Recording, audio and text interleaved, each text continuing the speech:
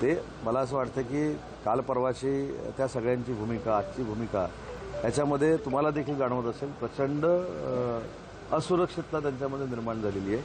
आणि माननीय शिवसेनेचे मुख्य नेते एकनाथ शिंदे साहेबांनी दाखवून दिलेलं आहे की जर सर्वसामान्यांचा नेता देखील महाराष्ट्राच्या जनतेसमोर गेला तर तो विक्रमी घडामोडी ह्या राजकारणामध्ये करू शकतो. हे माननीय एकनाथ शिंदे साहेबांनी प्रूव्ह करून दाखवलं आहे. आणि म्हणून कधीही कोणाला राजकारणामध्ये कमी लेखू नये हे जे सांगितलं जातं त्याची प्रचिती माननीय एकनाथ शिंदे साहेबांनी नुसत्या महाराष्ट्राला नाही देशाला आणून दिलेली आहे. नितेश राणे ईव्हीएमचा लॉंग फॉर्म करताना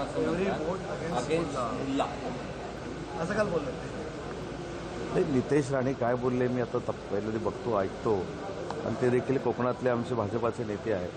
त्याच्यामुळे त्यांच्यानंतर त्यांच्याशी चर्चा करतो आणि मग माझं मत व्यक्त करतो. विशाळ घरावरती ऊस होऊ देणार नाही म्हटले ते. ऊस पण होऊ देणार अशी भूमिका आहे त्यांची. नाही, एक मात्र आहे की पहिली गोष्ट राज्यकर्त्यांनी किंवा मी असं कोणाला सल्ला देण्या एवढा मोठा नाही, परंतु आपल्यामुळं कुठेही समाजामध्ये जातीमध्ये तेढ निर्माण होणार नाही ही भूमिका शासन म्हणून आम्ही घेतली पाहिजे. परंतु महाराष्ट्राला आणि देशाला कमी लेखण्याचं काम जर कोण करत असतील, आतंकवादासारख्या गोष्टी घडवण्याचा जर प्रयत्न करत असतील त्यांच्यावर कठोर कारवाई झाली पाहिजे आणि त्यांना अद्दल घडली पाहिजे. ही देखील शिवसेना म्हणून आमची भूमिका आहे. लाडकी बहीण योजनेसाठी पैसा कमी पडायला लागला, त्याच्यामुळे दारू विक्री जी आहे मद्य धोरण बदलण्याचे प्रयत्न सुरू झाले. दारू म्हटल्यानंतर असा एक शब्दप्रयोग होतो.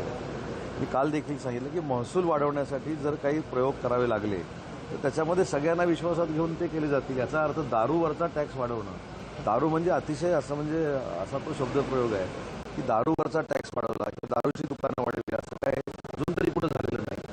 त्याच्यामुळे जर काय महसूल वाढवण्यासाठी काही